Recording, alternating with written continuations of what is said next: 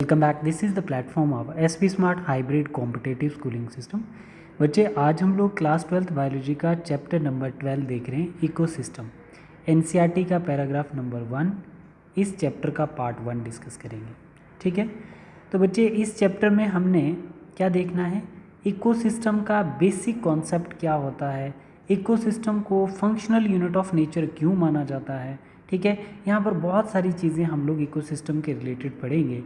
पहले इस चीज़ को हम लोग थोड़ा सा एक बेसिक तरीके से समझने की कोशिश करते हैं कि what are the basic concept of ecosystem, right. तो बेसिक कॉन्सेप्ट हमारा यहाँ पे मैं आपसे डिस्कस करूँगा। ठीक है, देखो बच्चे एक एक पॉइंट आप लोग यहाँ पे देखोगे। इकोसिस्टम क्या है बच्चे, concept of ecosystem based on 4 process. वो क्या प्रोसेस है वो बाद में मैं आपको बताऊँगा। बट इकोसिस्टम जो है वो एक इंटरेक्शन है किसके बीच में, बायोटिक फैक्टर और एबायोटिक फैक्टर के बीच में। इकोसिस्टम एक इंटरेक्शन किस किस के, बायोटिक और एबायोटिक फैक्टर के बीच। बायोटिक फैक्टर लिविंग ऑर्गेनिज्म है और abiotic factor non living, like जैसे सॉइल, वाटर, टेम्परेचर, लाइट, ये क्या है आपके एबायोटिक। तो मतलब interaction between living and non living factor is called ecosystem. इसकी एक बहुत अच्छी एग्जांपल है इकोसिस्टम की, दैट इज़ पाउंड, है ना। जो पाउंड है बच्चे, ये एक बेस्ट एग्जांपल है। हमारा क्लासरूम जो होता है वो भी इकोसिस्टम की एग्जांपल होती है, क्योंकि क्लासरूम में क्या रहता है, अर्थ रहती है और क्या रहता है बच्चे, एयर रहती है। ठीक है, तो हम लोग क्या हैं क्लासरूम में, लिविंग हैं। एयर क्या है, नॉन लिविंग है। तो जहाँ पर लिविंग और नॉन लिविंग की इंटरेक्शन होती है उसी को हम इकोसिस्टम कहते हैं। ठीक है बेटा, तो हम लोग पाउंड को देख रहे हैं कि ये बेस्ट एग्जांपल कैसे है। मैंने यहाँ पर एक पाउंड की डायग्राम बनाई है। ठीक है, जैसे यहाँ पर ये पूरा आपका क्या रिप्रेजेंट किया जा रहा है, ये आपका पाउंड है। तो पाउंड के अंदर क्या होगा बच्चे, वाटर होगा। ठीक है बच्चे, और वाटर के बॉटम पे क्या होगी बच्चे, सॉइल होगी। ये आपकी सॉइल है। ठीक, अब इस सॉइल के अंदर inorganic plus organic part present होगा। इस सॉइल में इनऑर्गेनिक और ऑर्गेनिक पार्ट, ऑर्गेनिक मतलब बैक्टीरिया, फंजाई, और इनऑर्गेनिक मतलब कुछ इंपॉर्टेंट आइंस। ठीक, ये दोनों मिलके इस प्लांट के लिए CO2 और वाटर की फॉर्म में एब्जॉर्ब हो जाएंगे। ठीक है, तो ये जो एक प्लांट है बच्चे, ये जो एक प्लांट है जो इनकी हेल्प से बना है ना। ये प्लांट इन इनऑर्गेनिक और ऑर्गेनिक फैक्टर की वजह से ये प्लांट की फॉर्मेशन हुई है with the help of light. एक प्लांट की ग्रोथ के लिए किसकी ज़रूरत होती है, लाइट की, जो सुप्रीम एनर्जी है सनलाइट। अब इस लाइट की प्रेजेंस में और इनकी हेल्प से, इम्पॉर्टेंट इनऑर्गेनिक और ऑर्गेनिक पार्ट की हेल्प से और सनलाइट की प्रेजेंस से ये एक प्लांट बना है जिसको हम क्या कहते हैं, प्रोड्यूसर कहते हैं। ठीक है, अब सनलाइट की प्रेजेंस में इस प्लांट के अंदर कितना बायोमास है उसको हम लोग प्रोडक्टिविटी कहेंगे। क्या बोलेंगे बच्चे, प्रोडक्टिविटी। मतलब फोटोसिंथेसिस करते हुए प्लांट ने अपना कितना फूड सिंथेसाइज किया है उसी को हम प्रोडक्टिविटी कहते हैं। ठीक है, तो यहाँ पर हम देख रहे हैं कि ये जो प्रोड्यूसर है, अगर ये पाउंड के अंदर है तो इसको हम फाइटोप्लैंक्टन्स बोलेंगे या जूप्लैंक्टन्स बोलेंगे। ऐसे प्लैंक्टन्स जो पानी के अंदर रह रहे हैं उनको हम फाइटोप्लैंक्टन्स कहते हैं या डायटम्स बोल सकते हो। ठीक बच्चे, हमने कॉन्सेप्ट देखना है कि लिविंग नॉन लिविंग से कैसे इंटरेक्ट होता है। तो हमने देखा बच्चे यहाँ पर ये प्लांट जो है ये लिविंग है।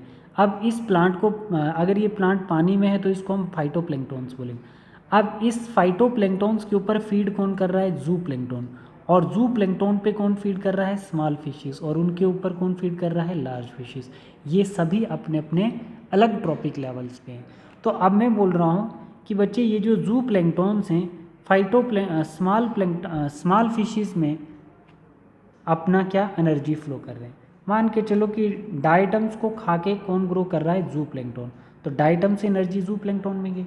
अब जूप्लैंक्टन के ऊपर फीड कर रही है स्मॉल फिशेस, तो एनर्जी फ्लो हो गया ना बच्चे, एनर्जी फ्लो हो गया फ्रॉम बेस टू टॉप। समझ आए, तो ये किसके बीच में हो रहा है, ये लिविंग ऑर्गेनिज्म के बीच में इंटरेक्शन है। ठीक है, हमने बोला है कि ए बायोटिक प्लस बायोटिक फैक्टर, उन दोनों का इंटरेक्शन जो है उसको हम इकोसिस्टम बोलते हैं। अब जूप्लैंक्टन, ये डायटम्स, ये स्मॉल फिशेस, लार्ज फिशेस एक टाइम में क्या हो जाएंगी, डेथ कर जाएंगी।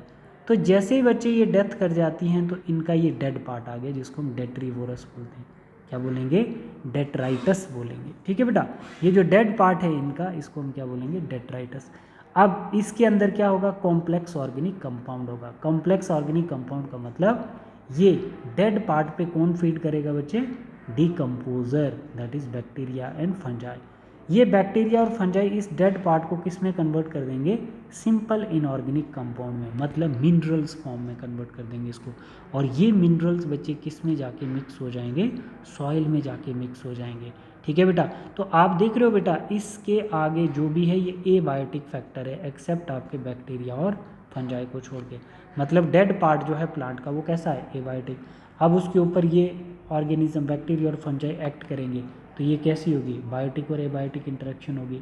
फिर उसके बाद बच्चे ये जो डेड पार्ट है मिनरल्स फॉर्म में आ जाएगा, सॉइल इसको एब्जॉर्ब करेगी। तो सॉइल क्या है बच्चे, सॉइल आपका एबायोटिक फैक्टर है। अब इस सॉइल के अंदर ये इंपॉर्टेंट आयन होंगे, ये कौन एब्जॉर्ब करेगा, प्लांट। तो प्लांट क्या है बच्चे, आपका बायोटिक फैक्टर है। तो मतलब मैं आपको इस पूरे इकोसिस्टम में क्या समझा रहा हूँ बच्चे कि एबायोटिक फैक्टर जैसे सॉइल है वो बायोटिक फैक्टर से कैसे इंटरेक्ट करती है, उसी को हम लोग इकोसिस्टम कहते हैं। ये पूरे आपके क्या आ गए बच्चे, बायोटिक फैक्टर। और ये क्या आ गया आपका, ये आ गया आपका एबायोटिक फैक्टर। और देखो कैसे एक साइकिल चल रहा है। हमने इसमें क्या देखा, मतलब इस प्रोसेस से, इकोसिस्टम के प्रोसेस से क्या हमारे पास आउटपुट आया, एक तो एनर्जी फ्लो हो रही है बच्चे, दूसरा प्रोडक्टिविटी हो रही है ना बेटा। देखो जैसे ये हमारा प्रोड्यूसर है तो सनलाइट की हेल्प से ये कितना बायोमास, कितना फूड सिंथेसाइज कर सकता है अपने अंदर, तो वही तो प्रोडक्टिविटी होगी बच्चे।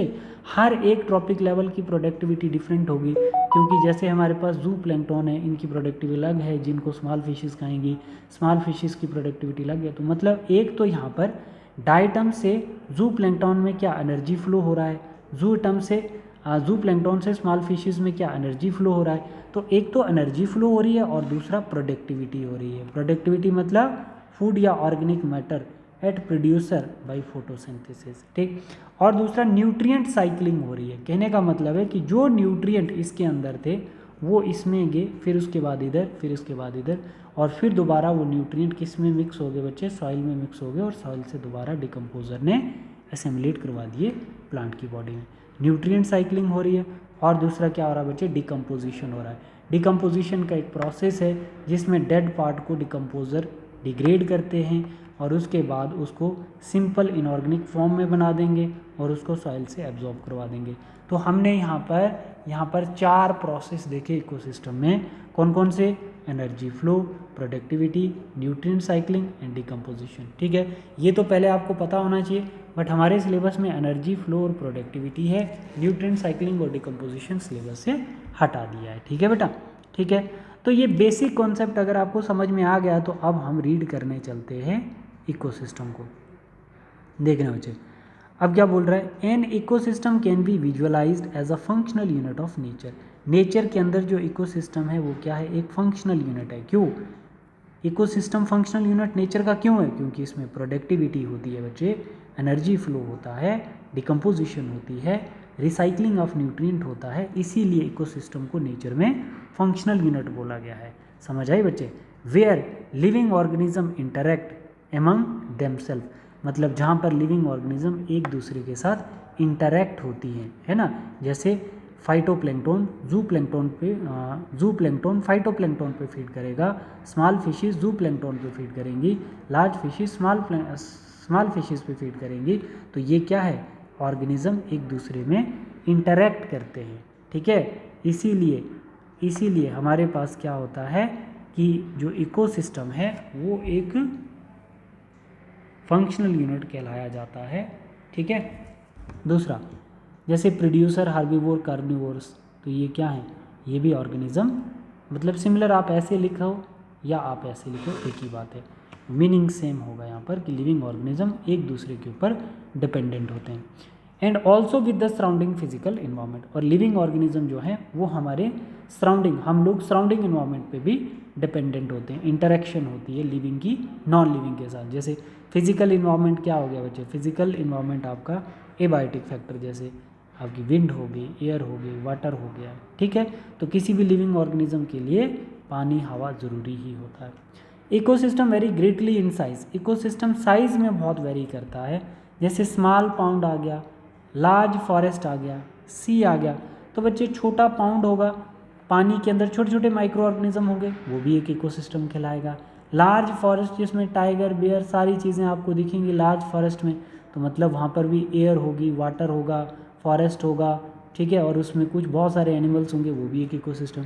या सी के अंदर छोटी बड़ी बहुत सारी एक्वेटिक ऑर्गेनिज्म दिखेंगे, तो पानी भी है वहाँ पर, तो वो भी एक इकोसिस्टम हो जाएगा। मतलब पानी के साथ बाकी स्पीशीज इंटरेक्ट कर रही हैं, सर्वाइव कर रही हैं, तो वो भी एक इकोसिस्टम हो गया।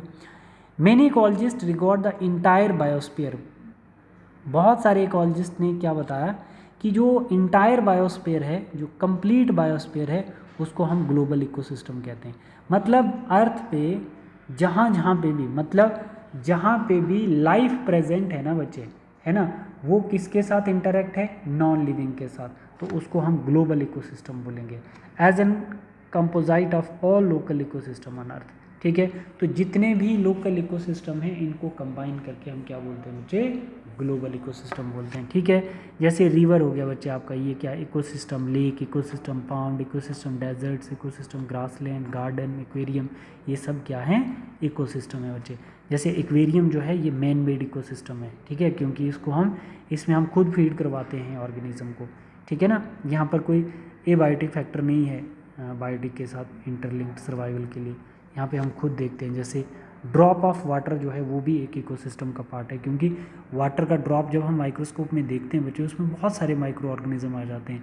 तो micro organism, biotic factor, water, abiotic factor, इन दोनों का इंटरेक्शन, क्योंकि माइक्रो ऑर्गेनिज्म उसी में सर्वाइव करते हैं, तो वो हमारा एक इकोसिस्टम कहलाता है, ठीक है बच्चे।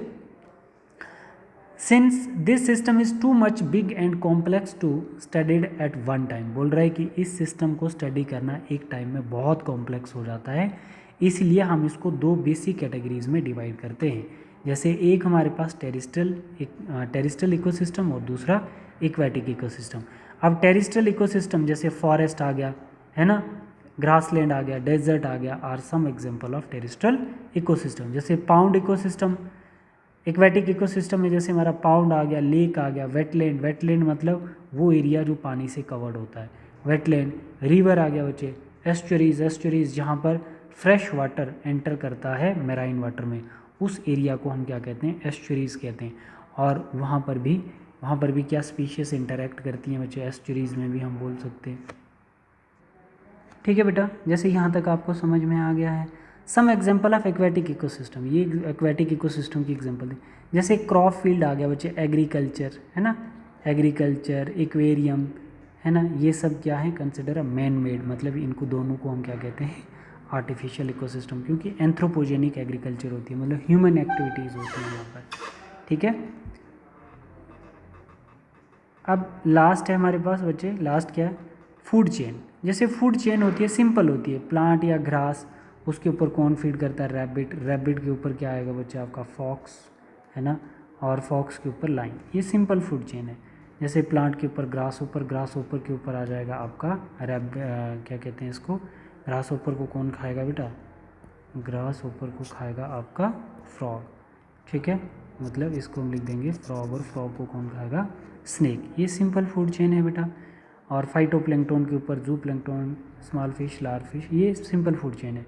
कौन सा आपने यहाँ पे ये ध्यान रखना है बच्चे, ये जैसे फूड वेब क्या होता है, मतलब एक रिसोर्स को कंज्यूम करने के लिए मल्टीपल ऑर्गेनिज्म अगर डिपेंडेंट है, उसको हम फूड वेब कहते हैं।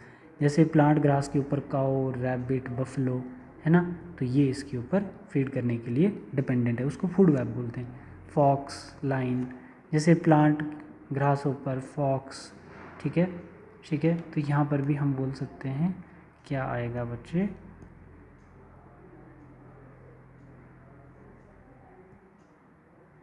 यहाँ पर भी हमारा क्या आ जाएगा, फ्रॉग, क्या आ जाएगा बेटा, फ्रॉग। ये सिंपल फूड चेन है। बट फूड वेब क्या होता है, फूड वेब का मतलब होता है if many food chain interlinked and you have food option, एक ऑप्शन है, बहुत सारी ऑर्गेनिज्म उस पर इंटरलिंक्ड होती है। Where particular organism can be eaten by more than one organism, उसी को हम फूड वेब कहते हैं। मोर स्टेबिलिटी ऑफ इकोसिस्टम किसकी होगी, फूड चेन की या फूड वेब की, फूड वेब की, क्योंकि बच्चे वो क्या होते हैं कि एक रिसोर्स पे बहुत सारे ऑर्गेनिज्म फीड करते हैं, एक नहीं मिला तो दूसरा, ठीक है, तो उसी को हम बोलते हैं फूड वेब। एनर्जी लॉस क्या होता है बच्चे, आपको पता है कि फाइटोप्लैंक्टन से एनर्जी सिर्फ 10% जू प्लैंक्टन में जाएगी, उधर से 10% स्मॉल फिशेस में और लार्ज फिशेस में उससे भी 10%। मतलब अगर 100,000 किलो जूल इधर एनर्जी है तो सिर्फ 10% ट्रॉपिक लेवल 1 से ट्रॉपिक लेवल 2 में जाएगी, 90% लॉस हो जाएगी in the form of heat. इधर से भी 10% ही जाएगी, मतलब 100 का 10 किलो जूल जाएगा T3 में, ट्रॉपिक लेवल 3 में। और लार्ज फिशेज में एनर्जी कितनी जाएगी, 1 किलो जूल, मतलब ट्रॉपिक लेवल 4 में। From one trophic level to another level 10% energy transfer, इसीलिए इसको हम क्या बोलते हैं, 10% लॉ भी बोलते हैं। Rest energy loss in the form of heat, in the form of respiration, in the form of organic activity. तो इसका मतलब ये होता है बच्चे कि एनर्जी लॉस हीट की फॉर्म में, ये आपको पता चल गया। बट रेस्पिरेशन मतलब कोई प्लांट अगर अपने लिए एनर्जी मतलब अपने लिए ग्लूकोज सिंथेसाइज करता है तो एनर्जी यूज़ भी तो करेगा ना, उसको बोलते हैं रेस्पिरेटरी लॉसेस, ठीक है। और ऑर्गेनिक एक्टिविटीज़। तो ये बच्चे हमारा कंप्लीट हो गया है, इसको आप एक बार ज़रा रीड कर लो पैराग्राफ नंबर 3 को। We will first look at the structure of ecosystem. जब हम इकोसिस्टम का स्ट्रक्चर देखते हैं, in order to appreciate the inputs that is productivity. Ecosystem में अप्रिशिएट किसको किया जाता है, प्रोडक्टिविटी को, है ना। और फिर उसके बाद ट्रांसफ़र की जाती है एनर्जी वाया फूड चेन या फूड वेब, उसी को हम न्यूट्रिएंट साइक्लिंग बोलेंगे। And the output is called degradation या एनर्जी लॉस। हमारा आउटपुट क्या होता है, जो एनर्जी लॉस होता है, इनपुट क्या है, प्रोडक्टिविटी है। We will also look the relationship cycle chain web that are created a result of this energy flow within the system of their interrelationship, ठीक है बच्चे। तो ये हमने 3 पैराग्राफ आज डिस्कस किए हैं। अब 4th पैराग्राफ हम लोग नेक्स्ट क्लास में डिस्कस करेंगे, ठीक है। Thank you, God bless you all.